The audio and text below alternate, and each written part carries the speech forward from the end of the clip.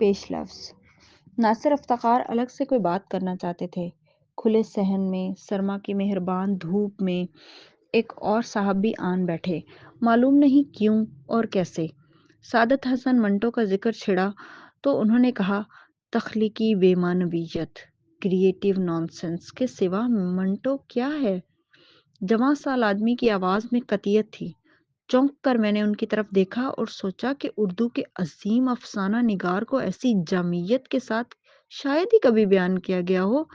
Professor Ahmad رفیق اختر کے شاگردوں، بالخصوص نوجوان شاگردوں کی یہ خصوصیت ہے کہ کھوٹا کھرا الگ کرنے کے وہ خوگر ہوتے ہیں، اور بے رحمی کی حد تک۔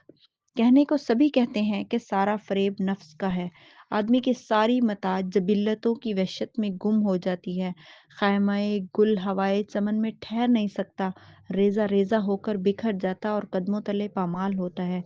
نکتہ یہ ہے کہ جس نے خود کو، اپنے نفس کو پہچان لیا، اس نے اللہ کو پہچان لیا۔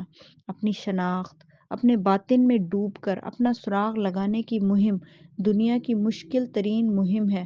سلطان باہو نے کہا تھا، دل دریا سمندروں ڈونگے، کون دلاں دی جانے ہو۔ اول تو اس دریا میں کوئی اترتا ہی نہیں، اور اگر اترے تو جلد ہی تھک کر لوٹ آتا ہے کہ آدمی کو خود سے محبت بہت ہوتی ہے۔ اپنے خلاف لڑی جانے والی یہ جنگ صرف وہی جیت سکتا ہے جو صداقت ازلی کا شیدا ہو۔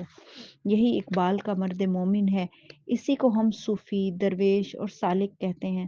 آزمائش بہت بڑی ہے اور عقل چھوٹی، بچے گا صرف وہی جو ایمان رکھتا ہو، صبر کا دامن ہمیشہ تھامے رکھے اور غور و فکر کو شعار کر لے۔ عارف نے کہا تھا، دو چیزیں شاید انسان کبھی نہ سمجھ سکے گا، جناب مصطفیٰ صلی اللہ علیہ وآلہ وسلم کے مقامات کتنے ہیں اور نفس کے فریب کس قدر۔ شاید اس میں تھوڑا سا اضافہ کرنا چاہیے، عہد اول کے بعد آدمی یہ نہ سمجھ سکا کہ اللہ کی آخری کتاب میں علوم کا خزانہ کس قدر بے کراں ہے۔ ناصر افتخار نے اس دریا میں چھلانگ لگائی ہے اور بہت سے لال و گوہر تلاش کیے ہیں، بہت سے سانپوں، سپولیوں اور اژدہوں کا سراغ لگایا ہے۔